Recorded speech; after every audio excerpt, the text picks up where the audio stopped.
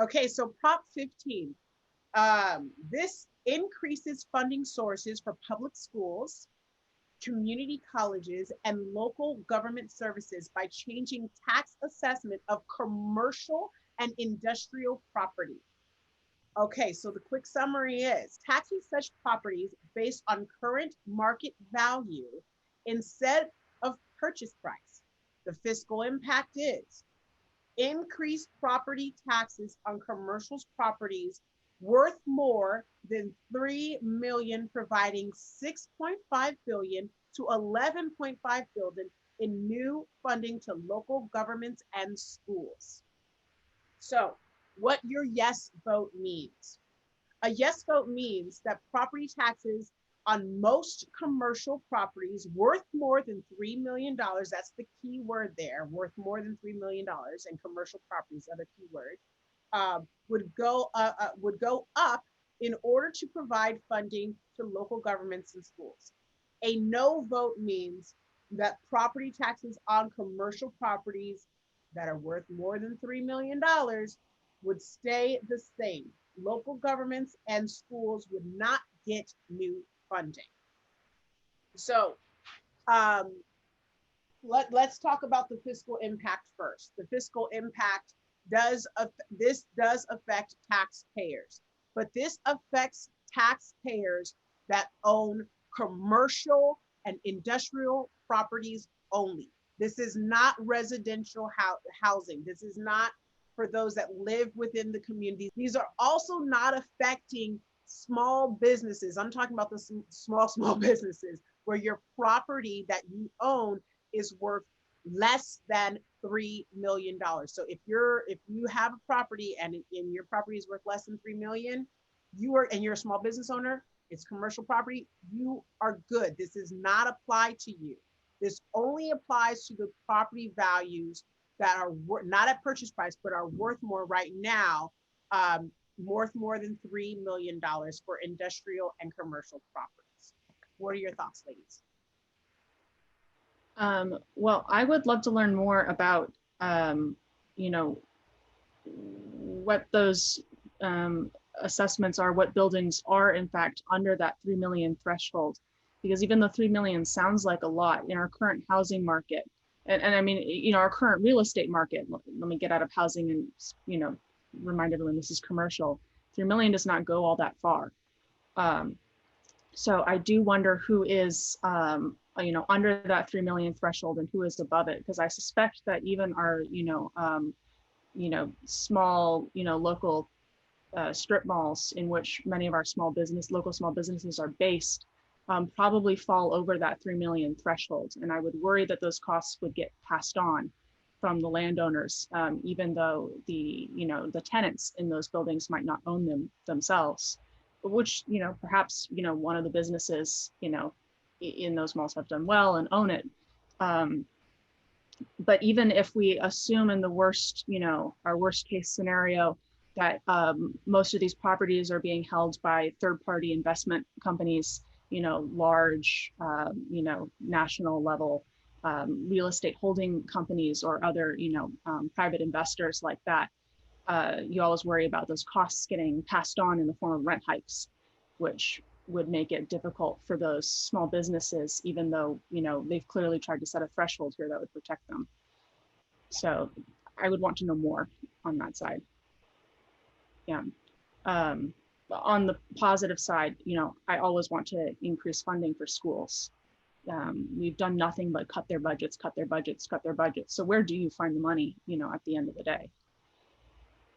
Well, on the ballot last year or 2 years ago, they were taking funding from the residential properties. Yeah, that's where they were finding the money for the schools, and so now they're trying to figure out another way to adjust that. And it's like, okay, well, we don't want to take it from the residential properties, so let's look at the commercial and industrial properties, and let's put a not a cap, but a bottom on where we're taking that from. And so, yes, it would affect those strip malls, especially if the people that, the small businesses that work in those strip malls are not the owner of that property. If they are renting a space, then yeah, their rent is going to most likely go up because the property owner, if they own the entire strip mall, then that value, that market value, would most likely be over $3 million. Mm, But does it make sense for the local Starbucks to be funding the school? mm, mm. Well, I would hope that any community small business would be, invested in its community and in supporting education, and being a community participant. So, um, from the broadest civic-minded perspective, I don't have any ethical qualms about asking businesses to chip in for, the education of community residents. I have no issues with that ask. So let's go a little bit deeper on this one. So there are a couple of different arguments that we can look at that are for and against um, Proposition 15. Proposition 15 is supposed to be a fair and balanced reform in which it closes the property tax loopholes benefiting wealthy corporations. It cuts small business taxes, reclaims billions of dollars to invest in our schools and local communities. Now, one thing I want to clarify is that it's not just for the schools. It also the money does also go to the local government agencies within the community. So that includes, the um, like what was it, WIC programs. Those are government programs. Um, your local your local social security departments that are within your area, your local DMV, your local any local government agency, as well as your local schools, which are these are things that the community members absolutely do need, and these are also places that are incredibly underfunded. And so, is it right to pull the funding from the community businesses, or should the funding come from another space? And so that's really the question on the ballot: is do we pull from community businesses right now? And that doesn't mean that we can't get this proposition or measure changed at some other point. But right now, it's the question of, do we want to pull it from businesses that are worth more than $3 million within market value right now, or or if or should we say no, and we leave the funding that the schools and the current government agencies have right now as it is, because it's either they get funding or they don't. That's where it is right now. And so it's like, Okay. do we want to spend another 4 hours at the DMV because they only have 5 people on staff? Right. Mm, Right. That's a realistic question that you're asking yourself, right? Right. And I mean, we already know that every single school that is public within the area, within LAUSD and LACCD, um, those schools are in fact underfunded and have been for decades, unfortunately. Uh, Absolutely. but Absolutely. but the question is, do we want to find the funding from the small businesses? And I mean, excuse me, from the businesses, the commercial businesses, and the industrial businesses within the area, in the community. Yeah, Uh, I know. Thank you for the clarity for that. I really appreciate that. And I think Heather made a great point as well. It seems like a lot when you put it down on paper, but then when you think about like, commercial real estate now and who owns what, is that again, is it equitable? Is it going to be equitable among businesses?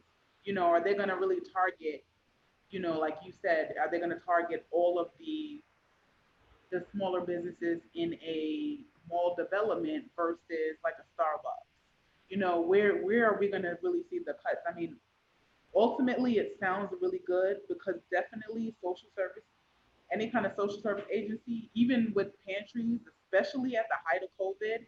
I know they got slammed. So, and not for nothing, people are still going through a really big deficit. People really still need help. There's a lot of people that really aren't currently employed and may not be in the foreseeable future. I mean the rest of 2020.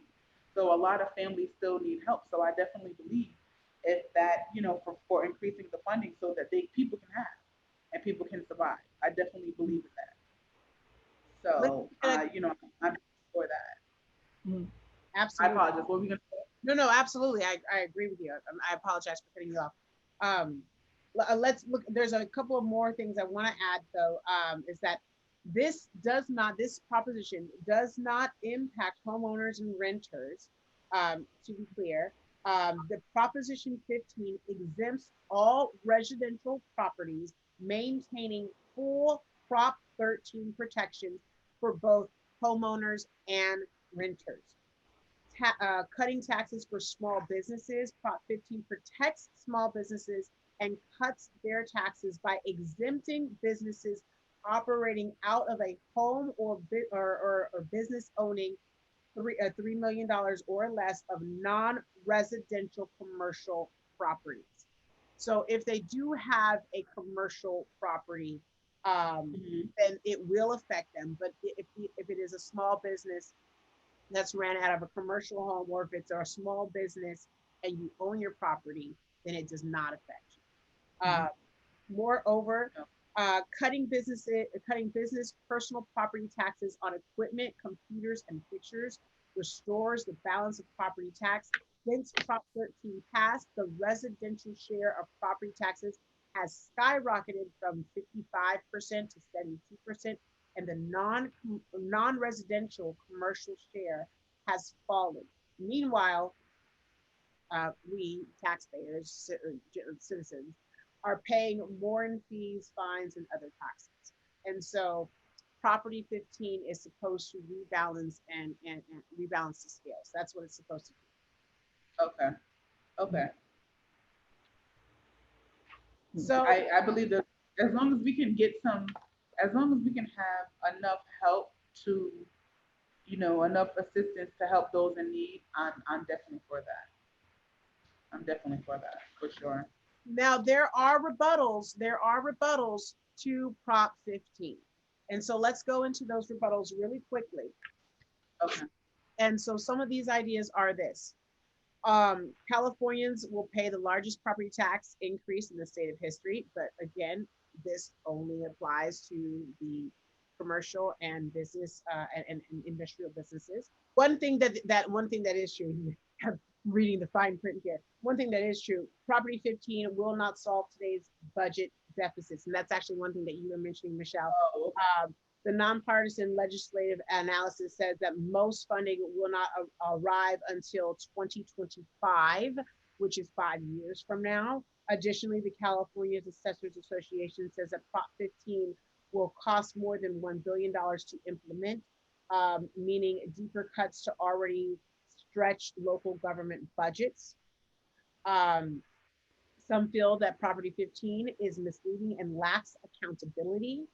Also, some feel that Property 15 supporters say that it's about more money for education in schools, but nearly 70% of the tax monies don't go to schools. Politicians can even divert the local government tax money for other purposes, just like they're doing with the gas tax.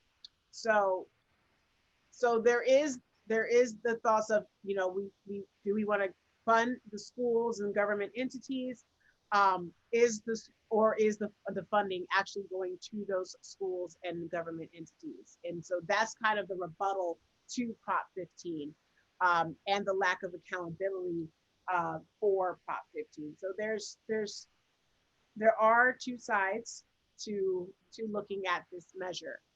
I think that, even though it doesn't take place or take effect until 2025, you have to start planning for the future somehow. You pass it up this year, and then next year it will be 2026 when this type of, hike fully comes into effect.